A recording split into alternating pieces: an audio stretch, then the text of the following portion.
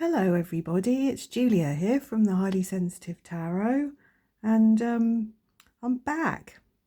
I'm back with some tarot cards, some tarot decks after months, it seems like. This particular deck here, the lovely Tarot, I bought back in February or March, I think, and didn't even take the plastic wrapping off it until a couple of days ago. I haven't looked at the deck as yet. I've got 4 decks to show you that I've sort of collected over the last few months, over the summer, but not used. They've all just sat sealed on my desk, and I've taken the plastic wrapping off them all now, so I'm hoping to show them all to you today. If I have time, we'll see how we go. I'll try not to waffle too much, but I do want to have a good look at them all because, like I said, they're all new to me. So this is the lovely Tarot, and I saw this on somebody's channel, and I can't for the life of me remember who it was now. It's by Darshani Suku. I think that is Darshani Suku, and it's a, I don't know who. I don't know who it's published by. I can't see at the moment. But anyway, it says, the lovely Tarot features gods and goddesses from the Hindu pantheon and mystical beings from many dimensions. It describes the spiritual journey from a psychic perspective. It ties in the chakras and includes the concepts of reincarnation, karma, and the subtle bodies. It's a perfect companion for your yoga practice, emotional healing, and spiritual growth. And it is, you can see just from those few cards there, it's an absolutely beautiful deck. And look at this, look, it comes in a gorgeous sort of velvety purple bag. The yogi sees himself in the heart of all beings and all beings in his heart, by Krishna. So like I said, it comes in that beautiful bag, and it has it's a really nice box, really nice production. I said I'm not sure who. It's usually all over the box, isn't it, who the publisher is.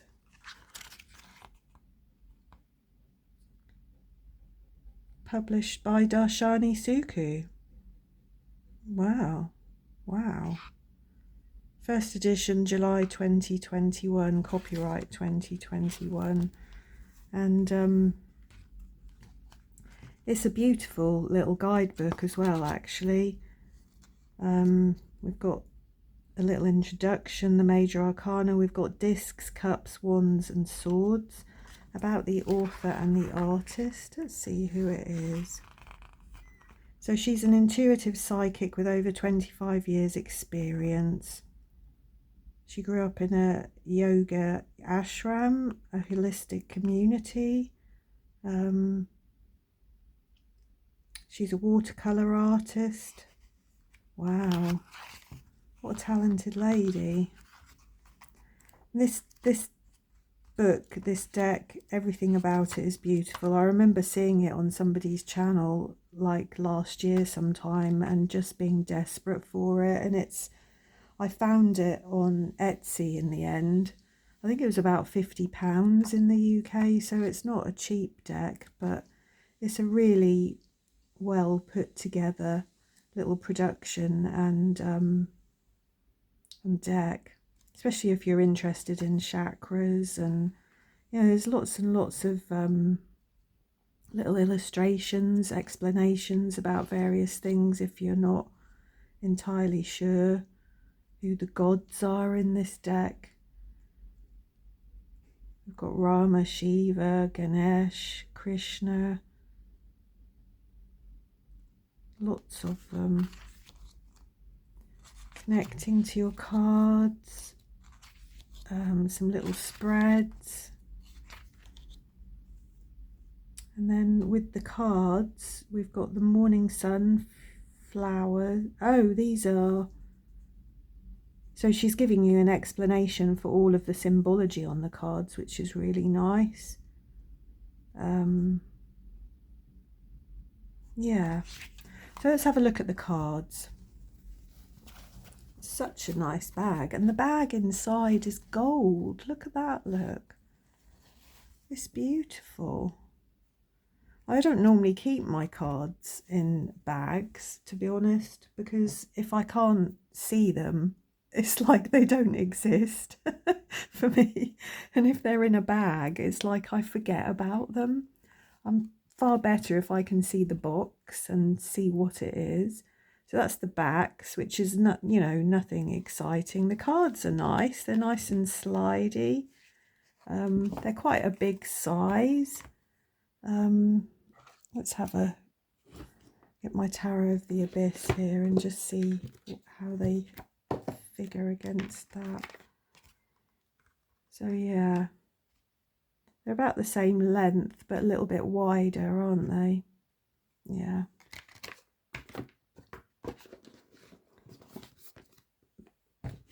So let's have a quick look through them. I never know how to put them on the table. I always like to see lots of cards together, but then if I do that, I'll get them out of order, won't I? Oh, damn. You can see I've not really given a lot of thought in preparation to doing this video. I'll put them down in threes. Because I always think cards look better together, don't they? You know, when they've got something else to compare them with. Aren't they beautiful? The Fool, the Magician, the High Priestess. Gorgeous Empress there. The Emperor. The Hierophant. You can tell these are watercolours. They're absolutely beautiful. The Lovers. The Chariot. Justice. The Hermit. The Wheel of Fortune. Strength. Really nice, aren't they? Look at the Hanged Man. Death. I mean, I know these are very heavily Hindu and about chakras and not traditionally tarot as such, but they're very easy to read as tarot as well, I think. That's a really cool devil. The Tower.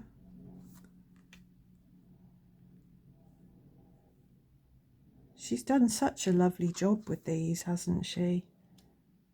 The Moon. Look at the octopus there with a little boat. I hope you can see these properly. Hang on. You can tell I haven't recorded a video for a long time.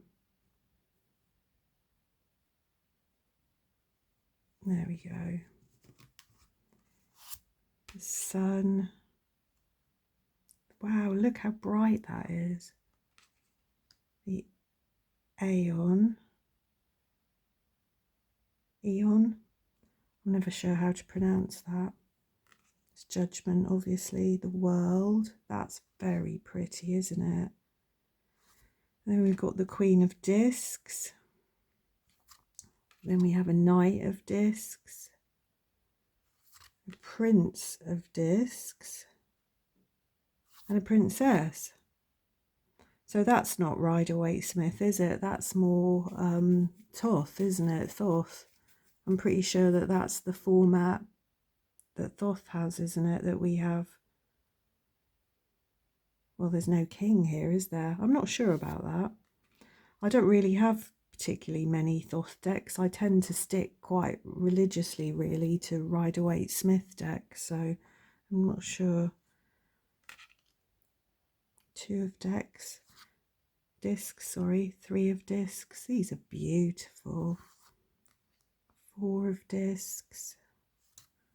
Five. As you can see, they're very easy to read. All the symbologies there that you would expect. Six of Discs, Seven of Discs, Eight of Discs, the Nine, the 10, and then the Queen again. Let me just see what it says about the court cards in this.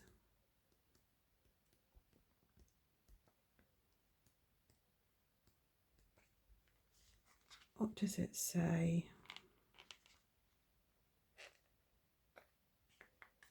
I suppose that'll be at the beginning somewhere, won't it?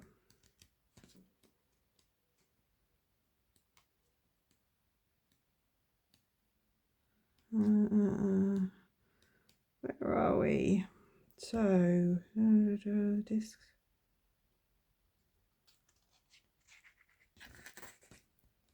So the court cards are very influenced by the Thoth deck, yeah. In the Thoth deck you have the Queen, the Knight, the Prince and the Princess, and I think of them as a family. The Queen is the mother, the Knight is the father, the Prince and the Princess are children. The Queen is the subconscious field, the Knight is the subconscious in action. The Knight is how the subconscious of the Queen is expressed, but the Queen is the energy itself. Yeah, I thought so. So the Thoth system aligns with the Hindu gods where the feminine aspect is the foundation. So in this deck, the Knight is like the king, and then we've got the children, the prince and the princess. Yeah. Okay, so I get that now. And we've got the Knight of Cups. That's really nice. Look, we've got a sort of dragon there. We're into the cups, aren't we? Prince of Cups, Princess of Cups. They are absolutely beautiful. The Ace, the 2, the 3, the 4. That's interesting. 5.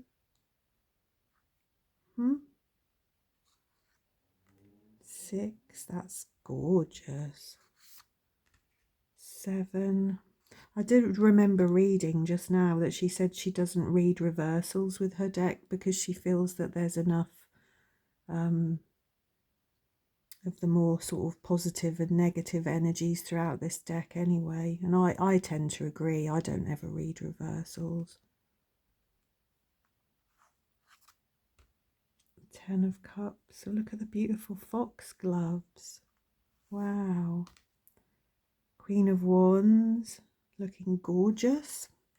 The Knight of Wands, looking very powerful. Prince of Wands, Princess of Wands, and the Ace of Wands. They are just gorgeous. 2. Oh, look at the 3 of Wands. I love anything that's really green. That's beautiful. 4 of Wands. 5. 6. That's very pretty, isn't it? 7. 8. The monkey god. The 9. And the 10. And then the last suit, we've got the Queen of Swords, the Knight of Swords, the Prince, Princess, the Ace, the 2, the 3. That's interesting. 4 of Swords, 5 of Swords. Wow, look at that.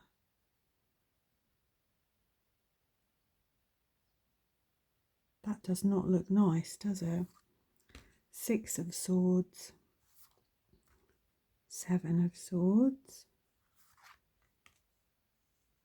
8 of Swords, 9 of Swords, and 10 of Swords.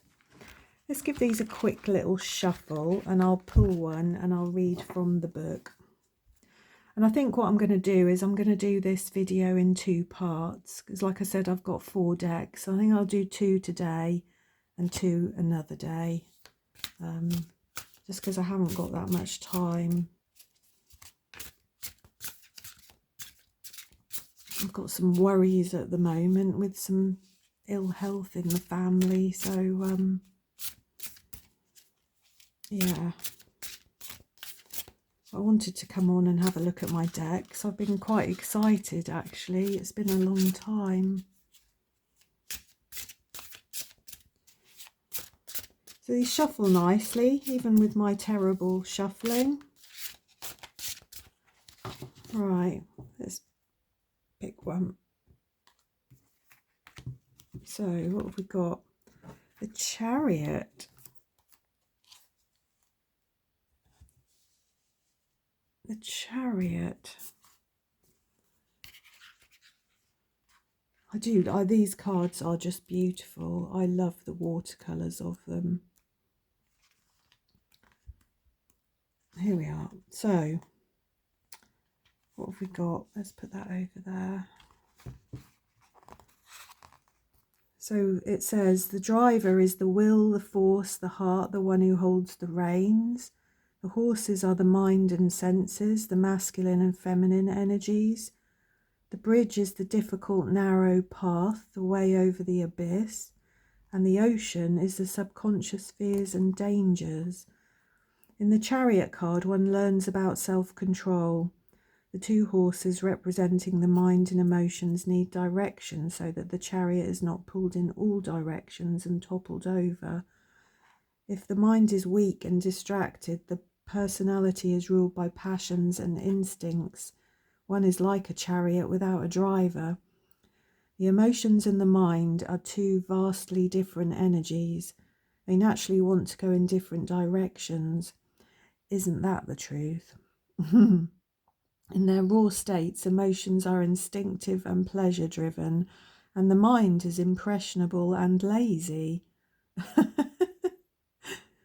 Mine's not. Mine's very busy. Too busy. So to harmonise and discipline these 2 parts takes great determination. Well, that's true.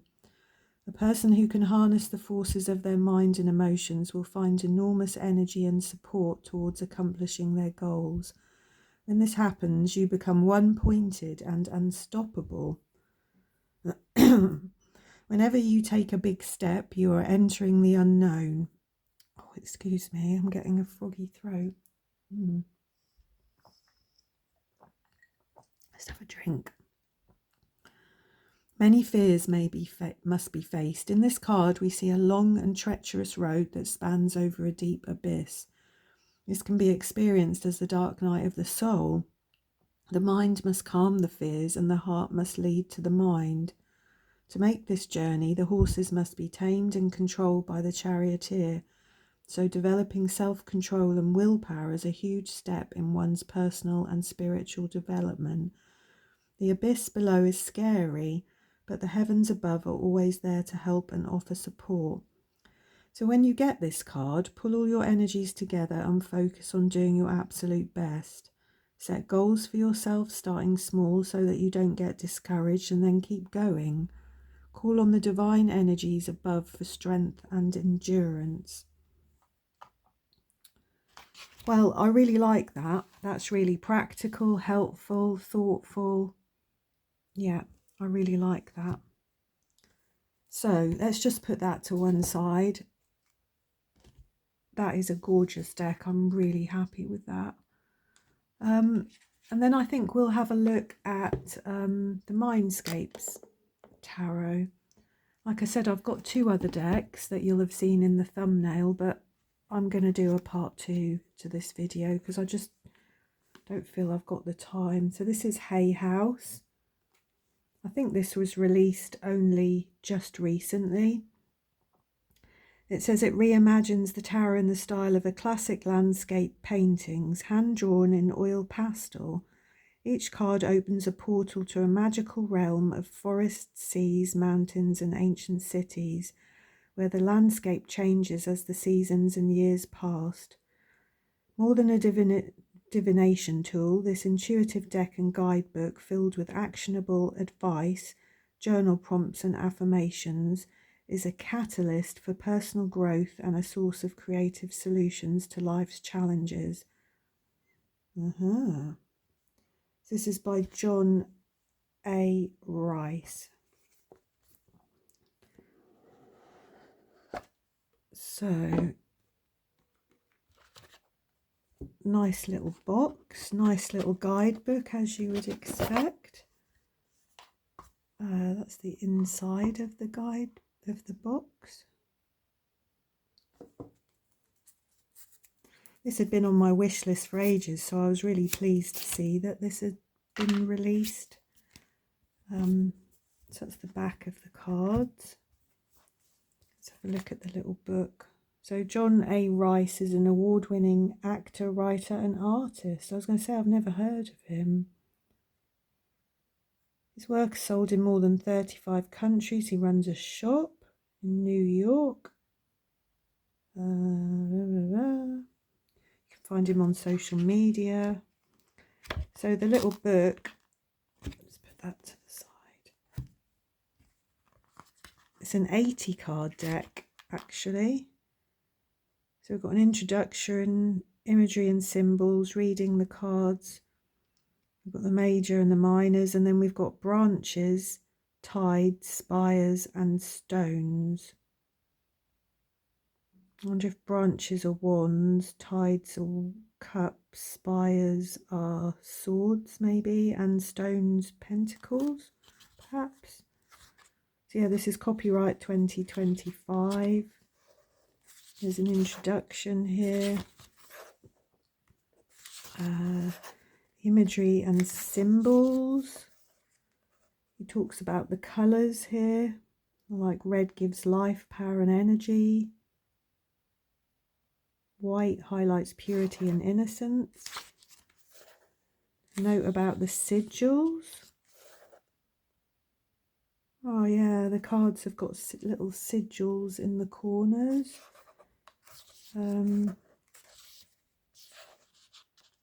Yeah, branches is fire. Tides, cups, spires, swords, stones, pentacles. There's some spreads. And then we get a page and a half without a picture on each card. So that's fine. We get some actions. We get like a question, a task. There's information about the symbols, the element, the zodiac, keywords. It's quite a cool little guidebook. Like I said, it's quite a chunky deck, matte. I don't think I'd want to riffle shuffle them, even if I could, but the cardstock's not the nicest, but they're not thin cards. So we've got the Fool. Let's have 4 cards down. I think I've got room for 4 here, haven't I? These are a bit smaller. The Magician. The High Priestess. And the Empress.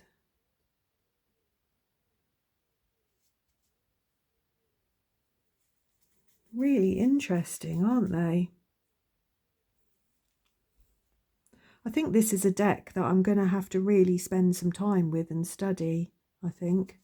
There's a lot going on in these pictures. The Emperor. I like that we've got the Empress and that's all nature and lush and green and water, and then with the Emperor we've got a wall, haven't we? We've got buildings, we've got straight lines, bricks, mortar, things you'd associate with the Emperor. I like that. The Hierophant. The Lovers. That's very pretty. It's like bringing the male and female together, isn't it? We've got all the flowers and the lushness of it, plus the steps, the concrete and the stone. the Chariot.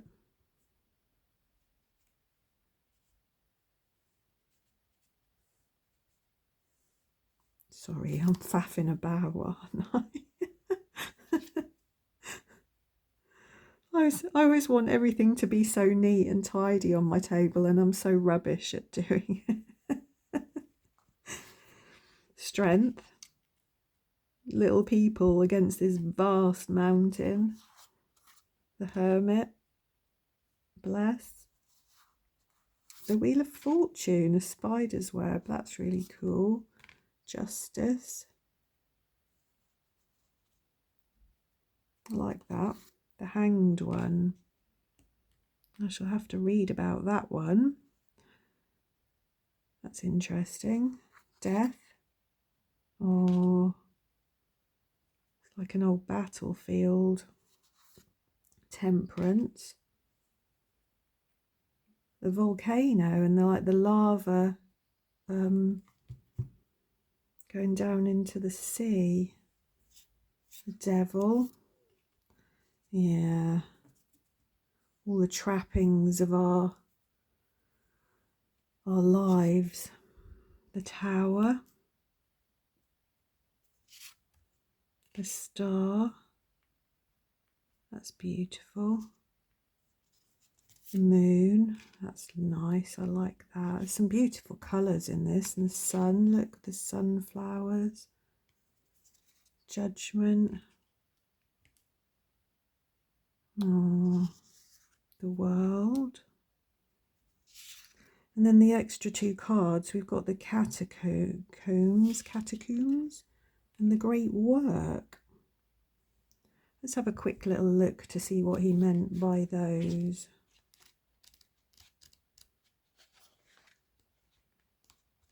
So the catacombs. This is about a history and family in Chiron.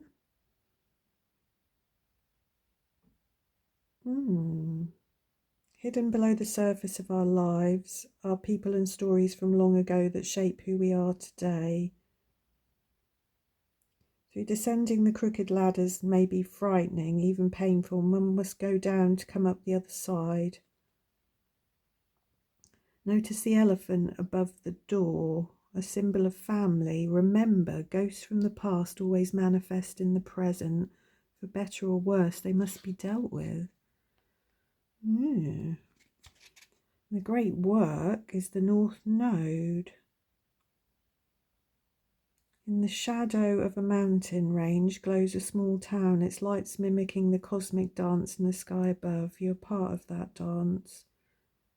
The Great Work is the construction of the universe, but also of our communities and relationships. Take a moment to unplug and appreciate all the beautiful chaos around you. You are part of the Great Work. Interesting. Then we've got the branches. These are really nice, actually. I like how simple these are. Yeah. It's like the planting and building of an orchard, isn't it? It's so annoying me. I've got all these on the her. Yeah. And then the 5 of branches, like there's maybe been a storm or a disease or competition from other trees. I don't know. 6 of branches. Oh, 7 of branches. Look, there's a fire. The 8 of branches, there's new life grows quickly from that fire. The 9 of branches. Oh, it's like winter. And then the 10 of branches. Page. Is that like a tree house? Knight of branches. The Queen. And the King. Really interesting. The Ace of Tides. 2 of Tides.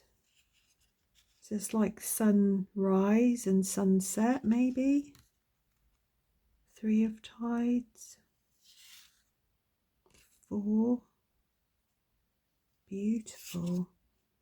Stormy Seas, 6 of Tides, 7, 8 of Cups, leaving that storm behind. 9 of Cups, sailing towards the sun, and the beautiful rainbow. And the Page, that's beautiful. Look at that, look. The Knight, the Queen is a lighthouse, and the King.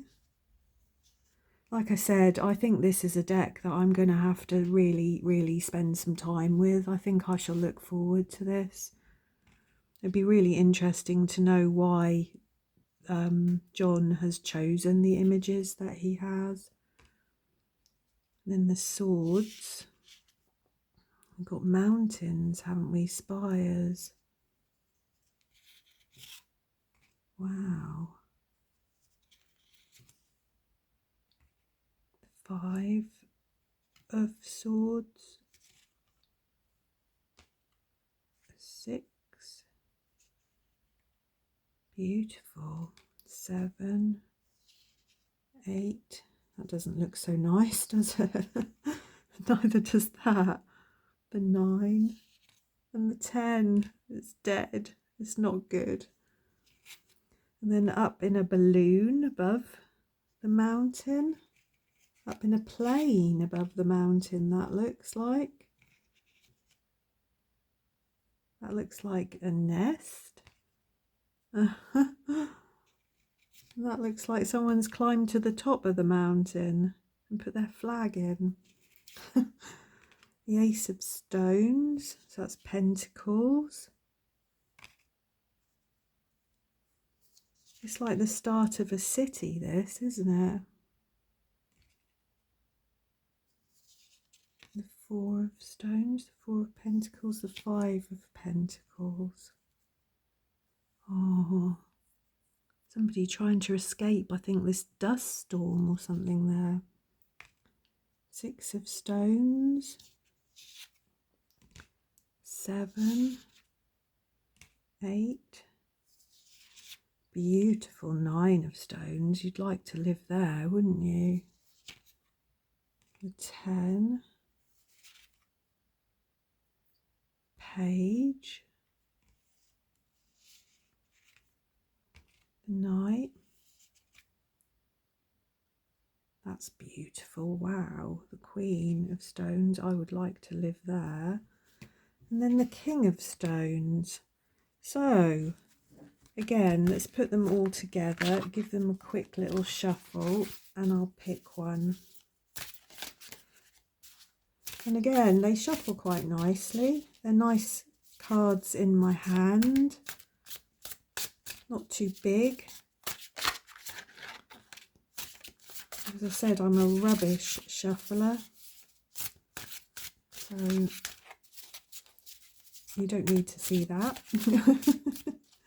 Right, let's pick one.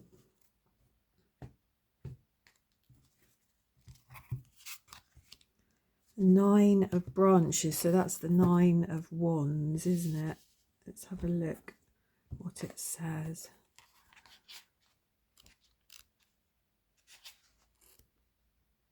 Seven, 8, 9 of Branches. So it says keywords: protection, resilience, courage, setbacks, test of faith, persistence, boundaries. It's the Moon and Sagittarius, fire. The symbols are snowfall, dense trees, and a doe. As snow falls, the scrub trees of the New Forest press their canopies together. They form a barrier from the harsh winter weather, and the doe takes refuge. She knows that if she can just hold her position, spring is just round the corner. It may seem like one setback after another, but you too can stay strong and protect yourself by setting boundaries and relying on your personal guardians to weather the storm. What setbacks test your faith and how you can persist with courage in the face of challenges. Identify those you must guard your hopes from and those who encourage your dreams. By embracing your support system, you can endure life's harsher moments and emerge stronger on the other side, much like the winter forest patiently waiting for the thaw. And the journal prompts in this are: the people I must guard my hopes from are, the people who support me and my dreams are, today I will set boundaries to protect my dreams by, and what areas of my life would benefit from me establishing barriers and limits. So that's a really good practical guidebook, isn't it? With lots of good suggestions for things to do and think about. So yeah, I'm really, really pleased with both of these decks. They're beautiful, aren't they? Which I choose? I chose that one, didn't I? Really, really nice decks. So I hope you enjoyed having a look at them. I expect quite a few of you have got the Mindscapes tarot, but I've not seen the lovely tarot around so much. So like I said, I bought that from Etsy. So yeah, so thanks for watching. Do leave me a comment, say hello. I love to hear from everybody. I hope everybody's well. Much love to everybody, and I will be back soon with part 2 of this video, looking at my 4 new decks. So thanks for watching and see you later.